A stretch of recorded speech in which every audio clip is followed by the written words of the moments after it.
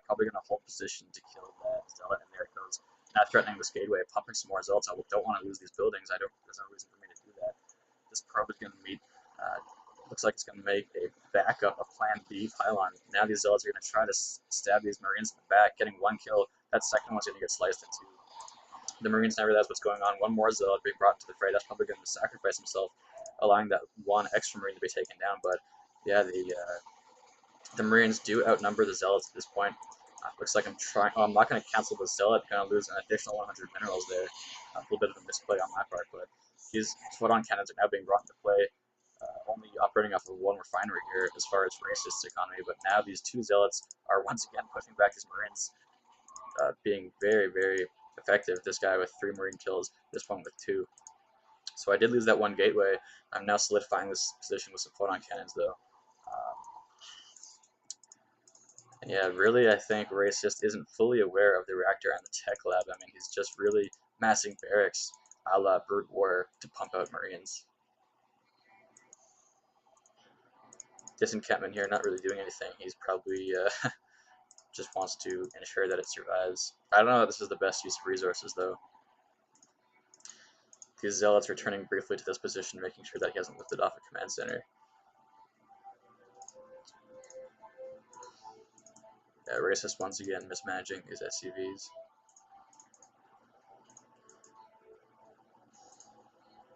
Bringing in a replacement gateway here. Completing now this photon cannon influence over this Vespene geyser, but it would be very beneficial to the Protoss cause here if I drop the Nexus. I should be able to afford it soon. The Stalker actually being forced to put away, but I do have that Stalker in play, fortified now by these Zealots, so it'll be a pretty close fight. This Stalker surviving with 12 HP, losing one Zealot to his Marines, one Marine going down. But this Zealot, or the Stalker being very resilient, hiding behind these gateways. I'm trying to bring in some reinforcements. This Zealot taking out one additional Marine, 2 Marines before it goes down.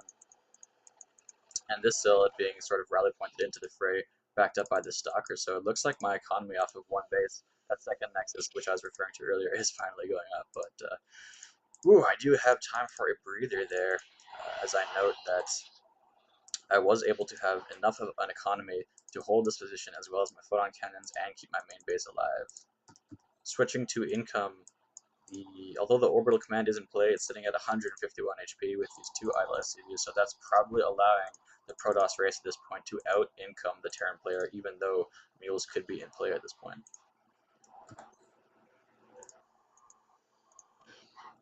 So very late factory, now building some tech labs onto those barracks, although he's still choosing to pump Marines, so I suppose little mistakes like these will be weeded out as Racist sees or gains more experience. I have chosen to tech switch to Stalkers simply because Racist is remaining or keeping his Marines in play. These two forces, they definitely see each other, but they don't want to engage just yet. Now, finally, a Marauder being brought into play, which will put out some good damage against those Stalkers.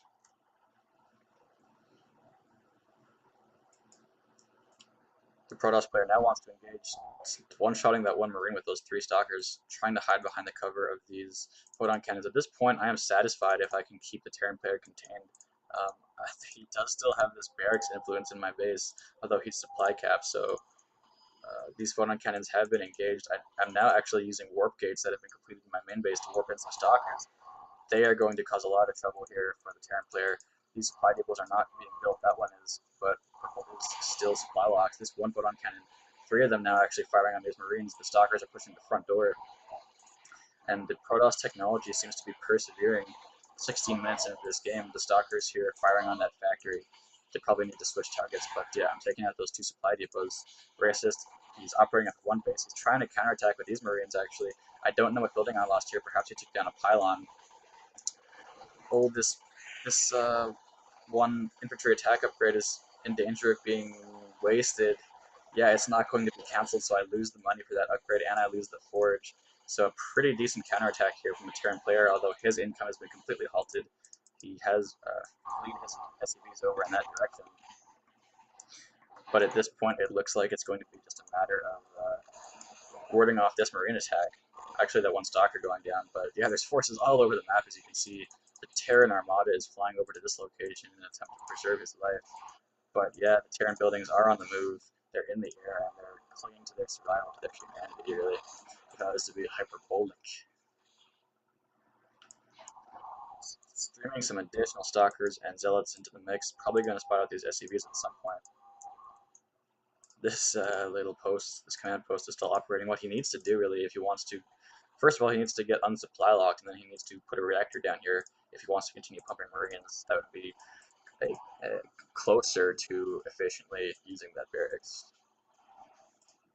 But I have driven the Terran player out of his native base location. He's got these two buildings here hovering over this lava, and he's fleeing this SCV force over here to this northern position. And this factory is probably going to burn down, as these stalkers have been chasing it for a long time now.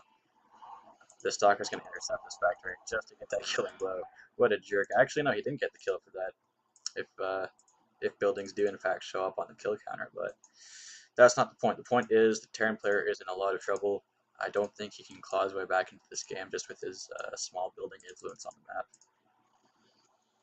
Finally getting those two assimilators, I have transferred some probes from my main base, which has not been completely mined out. There's still a lot of minerals here. Um, I should try to saturate that a little bit more. We've got two idle probes here not being put to work. I'll probably notice that at some point. And Racist's mindset, his game plan right now is try to saturate this base as quickly as possible and somehow find a way to fight back into this game operating off of one base. I mean, he does have mills that he could call down from this orbital command. Certainly, Terran comebacks, they do occur in Starcraft 2, but this destroyed Terran base is perhaps an omen as far as what's to come, as now this Protoss infantry force is going to find this location and seal the deal on this Incineration Zone matchup.